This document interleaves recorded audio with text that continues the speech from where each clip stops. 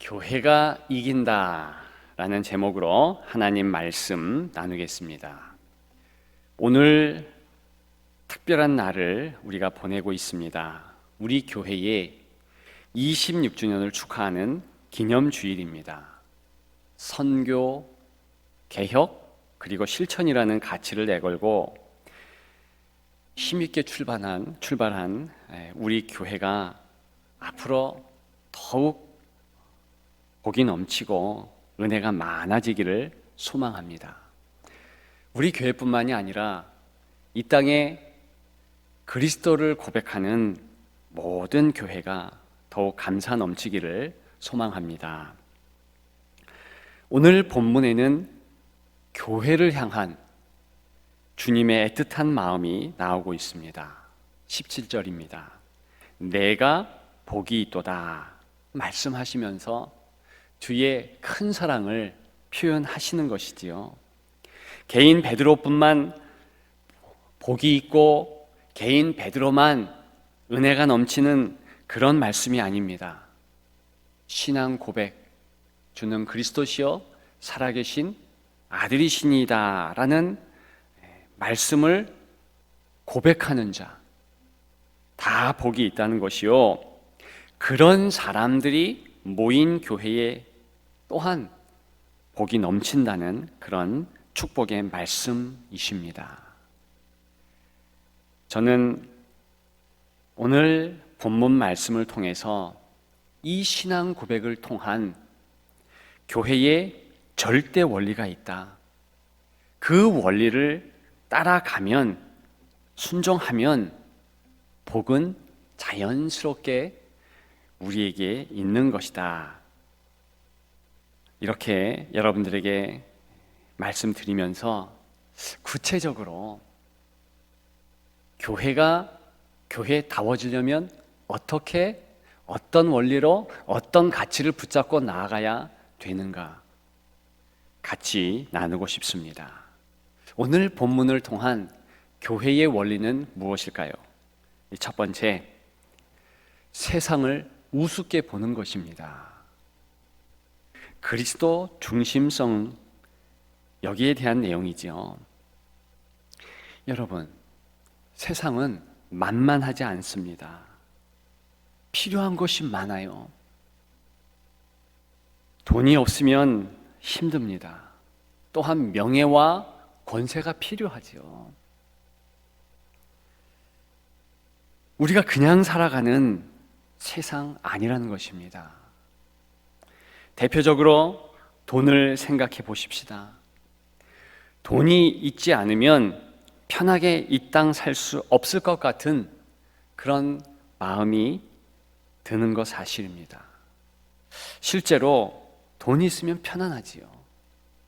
돈이 있으면 살 것 살 수 있고, 돈이 있으면 참 좋은 것 사실입니다. 부모의 유산 문제로 그 위에 좋던 형제들이 의가 상하는 것을 여러 번 보았습니다.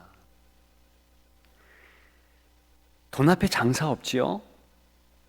돈 때문에 성도를 할지라도 서로 간에 상처를 받고 교회까지도 나오지 않는 그런 분들도 왕왕 보게 됩니다.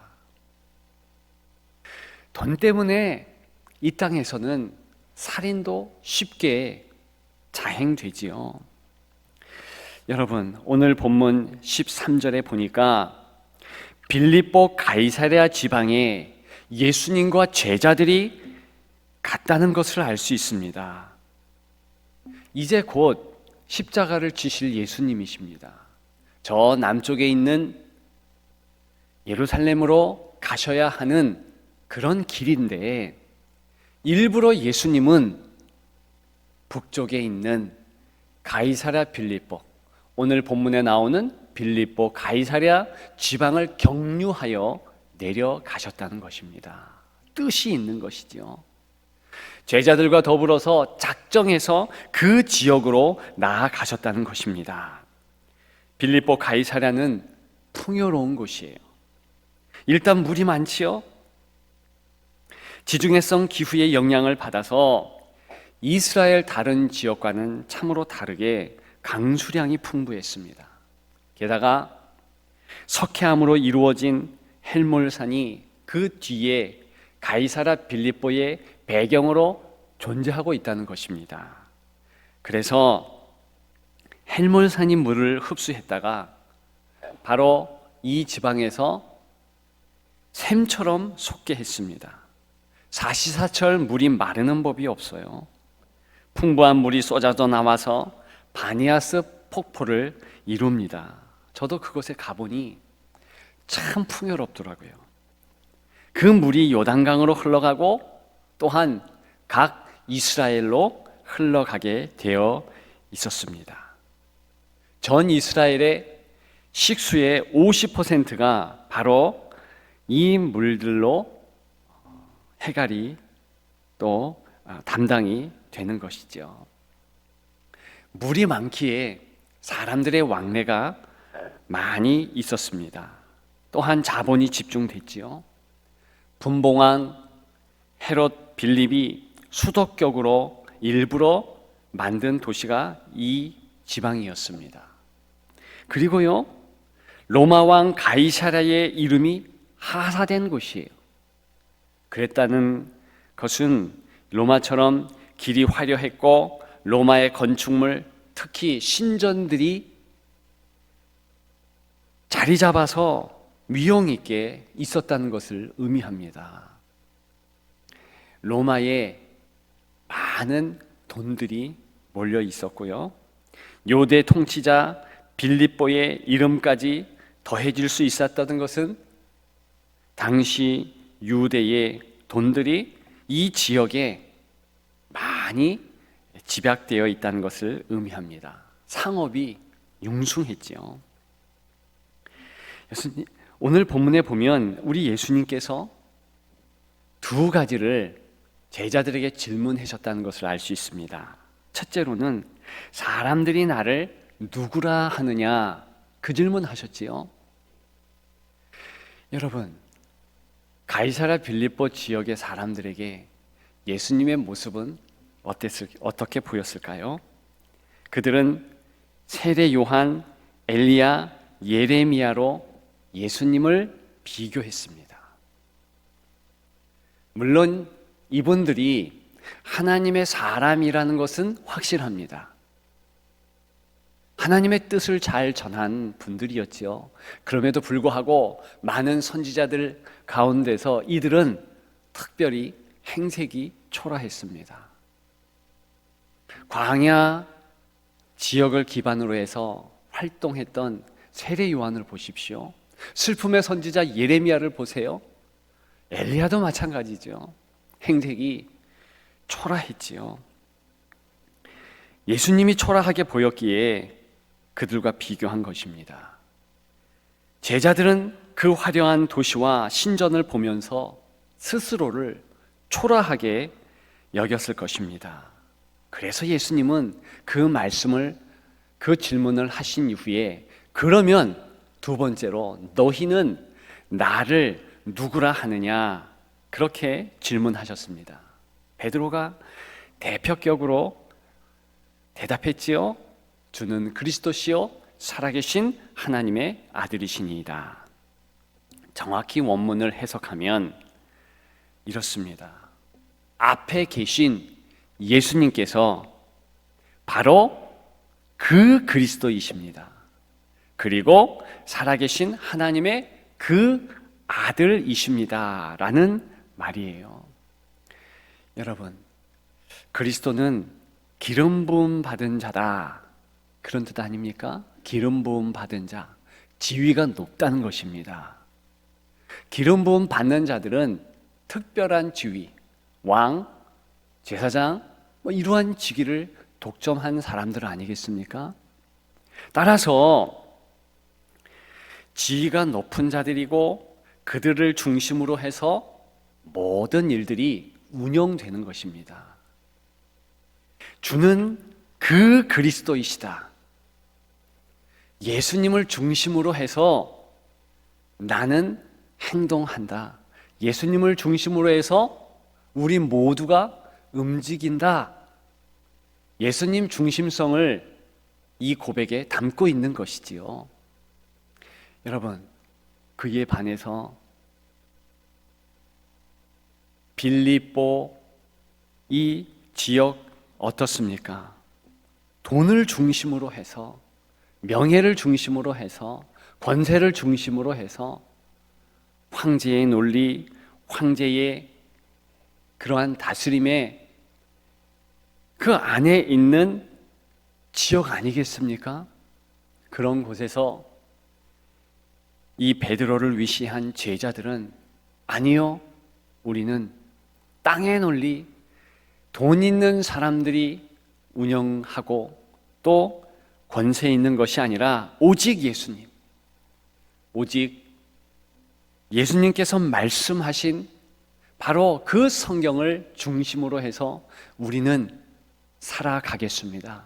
우리는 따라가겠습니다. 그렇게 말하고 있는 내용 아니겠습니까? 정확히 크리스찬의 정체성을 말하고 있는 것입니다. 여러분, 오늘 예수님은 그렇게 천명한 베드로를 칭찬하셨습니다.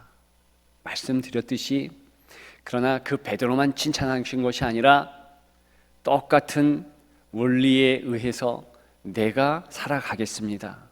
고개를 끄덕이며 동의하며 나아간 모든 제자들, 그리고 저와 여러분들, 모든 교회들을 칭찬하시는 것입니다.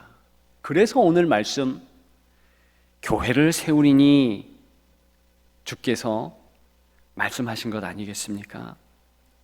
여러분, 아무나 세상을 우습게 볼 수 있는 것은 아니지요. 하루 강아지 범 무서운 줄 모른다. 작은 아이들은 세상에 얼마나 돈이 힘이 있는지 모를 수 있습니다. 아니 요새 아이들은 이미 돈의 힘을 안다 합니다. 그래서 같은 부부가 된 아이들에게 너 몇 평 사냐? 물어본 이후에 자기 아파트 평수와 비슷하게 사는 아이들만 친구로 여긴다 하지요. 아빠가 무슨 차를 타느냐? 비슷한 그런 차를 타는 친구만 친구로 생각한다지요. 씁쓸한 요즘의 세태 아닙니까? 어쨌든 세상을 알아가면서 장년이 되고 노년이 된다는 것, 교회의 이러한 원리 안에서 산다는 것입니다. 돈의 힘을 알지요. 명예가, 권력이 얼마나 중요함을 잘 아는 것입니다. 그럼에도 불구하고 하나님의 사람, 하나님의 교회는 어떻게 고백해야 되는 것입니까? 훨씬 더 큰 힘이 그리스도 안에 있다.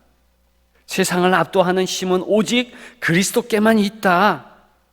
이렇게 고백하면서 세상을 우습게 볼 수 있는 것, 그것이 오늘 본문 교회가 돌아가는 참 원리요, 성도들이 살아가는 원리인 것입니다. 여러분, 이런 의미에서 우리의 선교도 재해석할 수 있습니다. 선교가 무엇입니까? 선교는 세상을 사랑하는 거지요. 예수님께서 세상을 사랑하셔서 저 높은 하늘 보좌를 박차시고 이 땅 낮고 천한 곳에 오신 것입니다. 물과 피를 다 흘리고 십자가를 지신 것이죠. 세상 사랑하는 것, 예수님처럼 그렇게 사랑하는 것이 선교라는 것이 자명합니다. 그러나 또한 세상을 우습게 보는 것이 선교예요. 이 땅에 세상의 원리대로 살아가는 사람들, 그리고 그 세상, 그 원리를 우습게 보는 것입니다.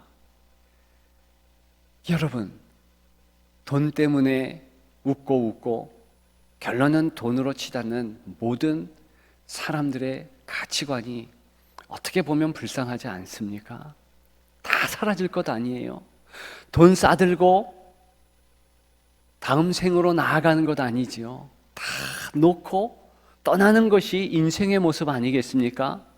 그 유명한 이 가이사랴 빌립보, 이 빌립보 가이사랴도 다 멸망으로 치닫게 되었습니다.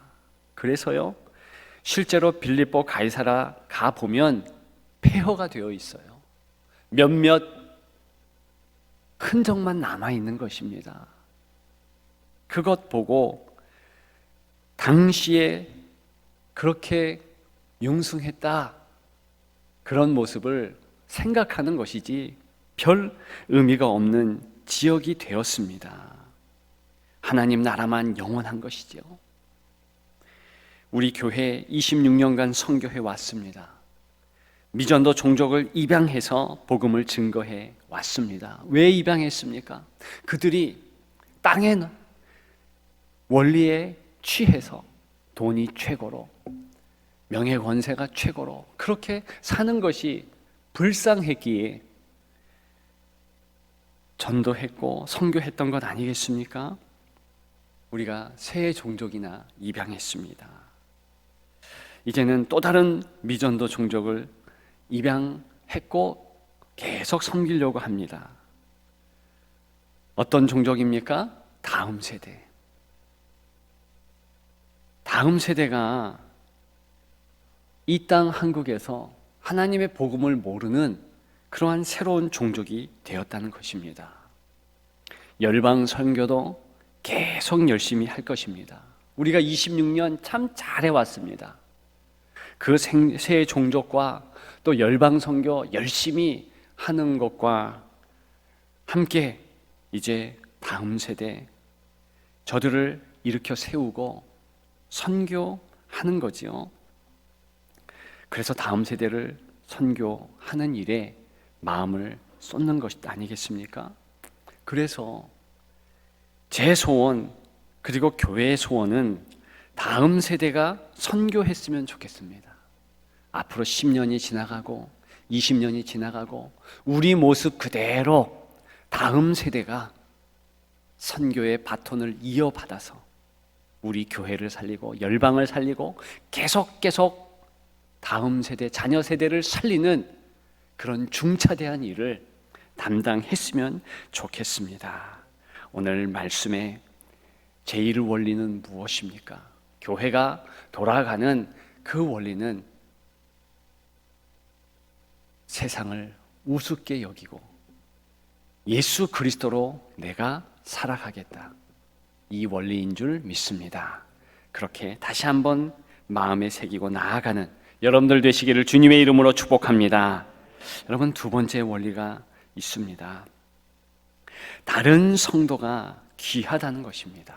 다른 성도가 귀하다. 세상으로부터 나오는 공동체성으로 여러분들에게 말하고 싶습니다. 오늘 본문에 보면 교회라는 용어가 나오고 있습니다. 복음서에는 유일하게 오늘 본문을 포함해서 마태복음만 나오고 있는 용어입니다. 헬란 말로 에클레시아, 에크, 나왔다는 것이죠. 세상 가운데서 하나님께서 특별히 불러서 이룬 모임이라는 그러한 뜻을 갖고 있습니다. 부르심 받은 사람들의 모임이에요.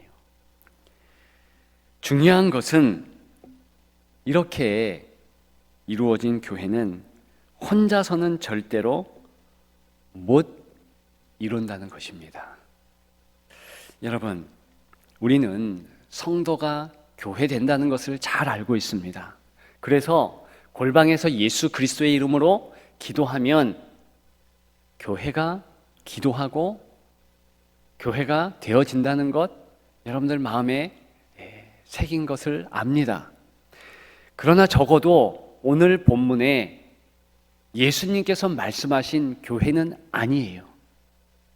오늘 예수님이 말씀하신 이 교회는 반드시 2인 이상, 반드시 다른 사람이 함께 할 때 교회가 된다는 것입니다.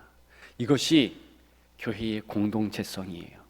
예수님이 오늘 정확하게 말씀하신 교회는 이런 교회를 말하고 있는 거지요. 여러분, 세상에는요, 무자비한 경쟁이 통용됩니다. 대립과 반목이 당연합니다. 그러나 교회는 절대 그런 모습이 될 수 없어요. 왜냐? 함께하는 한 사람의 성도가 내 옆에 있지 아니하면 교회 자체가 성립 안 되기 때문에 그렇습니다. 이 세상에서 둘 이상 모여야 되는 기관이 두 가지 있다 말씀드렸습니다. 첫째는 가정이죠. 둘째는 교회 아닙니까? 교회는 혼자 이루어지는 것이 아닌 거예요. 여러분, 그런 면에서 우리 교회의 두 번째 가치도 생각해 볼 수 있습니다. 개혁. 개혁은 무엇입니까? 그것은 고치는 거 아니겠어요? 그런데 자칫 잘못하면 남을 향한 개혁으로 끝날 수 있어요. 나를 향한 개혁이 아니라 남을 향한 개혁. 예를 들까요? 저 성도는 왜 11조를 안 하는가? 저 성도는 왜 주일 성수를 안 하는가? 이렇게 손가락질을 할 수 있고 비판할 수 있습니다. 맞는 말이지만 오늘 교회라는 말에 비추어서 생각해 보면 남들을 향한 개혁 그 이전에 나를 향한 개혁이 더 필요한 것이에요. 내 마음대로 하는 것이 개혁이 아니라 주님 마음대로 하는 것이 개혁이요, 남을 개혁하는 것이 아니라 나를 개혁하는 것이 참된 개혁입니다. 더 좀 설명이 필요한 듯해서 개혁이라는 영어 단어를 말씀드리고 싶어요. reformed라는 단어입니다. reformed, 다시 재구성하다 이런 의미인데, 아픔이라는 고통이 이 영어 단어에는 숨어 있습니다. 개혁하는 것이 아프다는 거예요. 그러면 여러분, 우리가 개혁교회다, 특별히 중부 명성교회는 개혁하는 교회다 이렇게 말하는데, 이 개혁하면서 아픔이 있어야 되는 거예요. 그런데 보시죠, 남을 개혁하고자 비판하고 종용하면 묘한 쾌감이 있습니다. 아픔보다는 묘한 쾌감이 있는 것 사실이에요. 저는 그래요.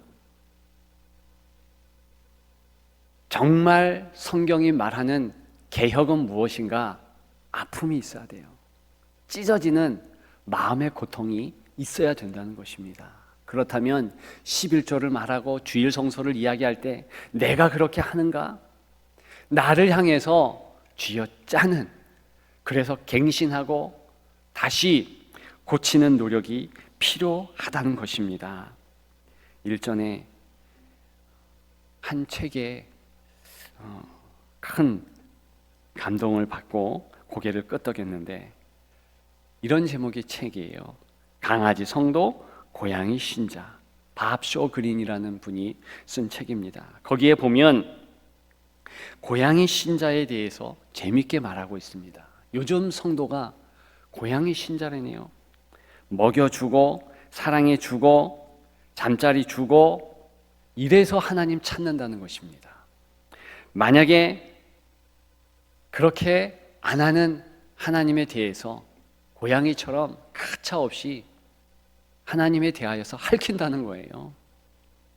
서운한 마음만 뿜어낸다는 것이지요. 하나님이 도우미예요. 하나님도 그 정도 도우미로 전락했는데, 고양이 신자에게는 남들 또한 도우미일 뿐입니다.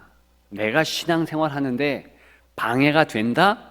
그러면 그런 다른 성도는 필요 없는 것입니다. 여러분, 만약에 우리 주변에 다른 성도가 같이 앉아있지 않으면 예수님께서 복이 있다 하는 교회조차가 성립 안 되는 것입니다. 따라서 내 옆에 앉아 계신 성도가 얼마나 귀한 것입니까? 우리가 개혁한다는 것, 그 귀한 미명 아래 남들을 향해서 손가락질하고 남들을 향해서 욕하는 거, 그것 한 번 더 생각해 봐야 한다는 것입니다. 여러분, 개혁을 이야기할 때 먼저 나, 그리고 나를 통해서 나를 갱신하고 나를 개혁해서 말씀으로 돌아가는 그 모습을 보면서 다른 성도가, 나도 저 성도 보니 나의 태도를 바꿔서 11조하고 주일 성수해야 되겠구나, 저렇게 예수님을 닮는 노력을 해야 되겠구나. 가정에서도 마찬가지입니다. 부모가 먼저 개혁하고 갱신하고 성경으로 돌아가려는 그런 모습을 보여주면서 자녀들이 그 모습 그대로 보고 역시 예수님 닮고 예수님의 말씀대로 살아가는 것, 그것이 바로 오늘 본문이 담고 있는 교회 원리라는 것입니다. 정말 다른 교인, 다른 성도 가치 있습니다. 그 가치 안에서 움직이는 것, 그것이 교회의 공동체성이라는 것을 기억하고 더욱더 성도 사랑하기에 부족되지 아니한 우리 모두가 되기를 주님의 이름으로 축복합니다. 축복합니다. 마지막 세 번째, 세상을 변화시키는 것, 그것이 교회의 원리라는 것입니다. 세상으로 향하는 공동체성이지요. 오늘 본문을 통해서 주님은 분명한 어조로 교회의 사명을 말하고 있는 것입니다. 주님의 교회는 세상 가운데 세워진다는 것이에요. 여기 보면 17절, 18절에 내게 복이 있다. 왜 이렇게 말씀하십니까? 사명에 대해서 언급하려고 하는 것입니다. 그래서 18절에 내가 이 반석 위에 내 교회를 세우리니, 이때 이 반석은 베드로를 지칭하는 것이 아닙니다. 성수격이 다 틀려요. 다른 반석을 얘기하는 거예요.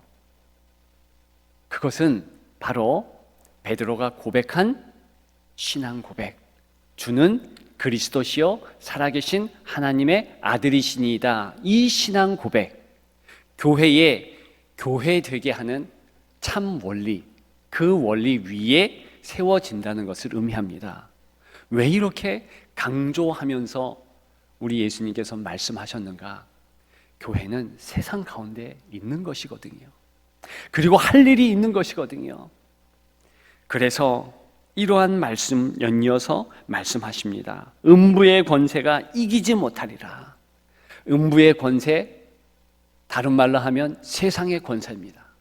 돈의 원리, 명예와 권세의 원리, 그 앞에 무릎 꿇지 않는 것이 교회고, 그런 것 없어도 예수 이름으로, 예수 중심성으로 승리할 수 있는 것이 교회라는 것을 이야기하는 것입니다. 왜 그렇게 강조하셨을까요? 그것은 교회는 세상 향해서 나아가는 사명이 있기 때문에 그렇습니다. 그래서요, 우리가 읽지 않았지만 19절에 보게 되면 내가 천국 열쇠를 내게 주리니 내가 땅에서 무엇이든지 매면 하늘에서도 매일 것이요 땅에서도 무엇이든지 풀면 하늘에서도 풀리리라. 우리는 이 땅 가운데 존재하면서 성도로 이 하늘의 땅의 문제로 간절히 기도하고 간구하면 하나님께서 하늘에서 응답하신다는 말씀이지요. 교회가 세상의 문제를 품고 기도하고 간구하고 세상으로 나아갈 때 하늘 하나님께서 하늘 열쇠를 주셨던 것 같이 이제 움직이시면서 이 땅의 일에 간섭하신다는 것입니다. 여러분, 우리 교회가 실천하는 교회, 이때 실천은 무엇을 의미합니까? 세상을 향해서 예수 그리스도의 사랑을 실천하는 것이죠. 그래서 우리 교회는 지역사회에 영향력을 끼치기 위해서 노력했습니다. 예심하우스, 다윗의 집을 통한 장애우 사역 마음을 다해서 했습니다. 부족하면 부족한 대로, 넉넉하면 넉넉한 대로 최선을 다해서 지역사회를 섬겼습니다. 복지재단을 세웠고요. 같이 교우들이 연대해서 계속 사랑을 보였습니다. 여러분, 앞으로도 더 그래야 할 것입니다. 교회는요, 소금이라 그랬어요. 아까 기도하실 때도 그런 표현하지 않았습니까? 소금으로서의 교회. 맞습니다. 왜 소금일까요? 소금은 처음부터 끝까지 변화되지 않는다는 뜻이에요. 성도는 처음부터 끝까지 변화하지 않아야 하고, 교회도 처음부터 끝까지 하지 말아야 한다는 것을 말하고 있는데, 뭘 변하지 말아야 하는 것입니까? 예수 그리스도의 사랑이에요. 어제나 오늘이나 예수 그리스도 사랑 가지고 나아가는 것이 성도요, 그런 모습 가지고 같이 연합하고 공동체를 이루고 주의 일을 감당하는 것이 또한 교회라는 것입니다. 그렇기 때문에요, 교회 있는 지역은요, 그 교회 때문에 살만 나는 것입니다. 왜요? 서로 사랑하는 모습을 보게 되니까.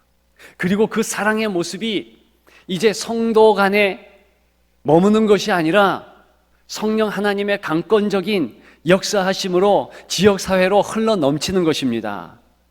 국가로 흘러 넘치는 것입니다. 열방으로 흘러 넘치는 것입니다. 그렇기 때문에 교회가 있으면 자연스럽게 지역사회는 변하게 되어 있습니다. 저는 감사하게도 우리 교회가 이 지역에 존재하기 때문에 이 지역이 참 많이 변화되었다고 봅니다. 우리 지역사회가 더욱더 교회스러운 모습을 갖춘 그런 교회가 더 많아질 때 아름답게 더 변화되리라 확신합니다. 세상을 변화시키는 교회, 세상으로 향하는 공동체, 그것이 우리 교회가 계속해서 감당해야 할 가장 큰 하늘의 원리인 줄 믿습니다. 그것을 기억하시고 나아가십시다. 여러분, 세상 우습게 합시다. 성도 귀한 줄 합시다. 세상 변화시킵시다. 더욱더 선교하고 개혁하고 실천하는 그런 교회 만듭시다. 주께서 함께 하십니다. 그래서 교회는 이깁니다.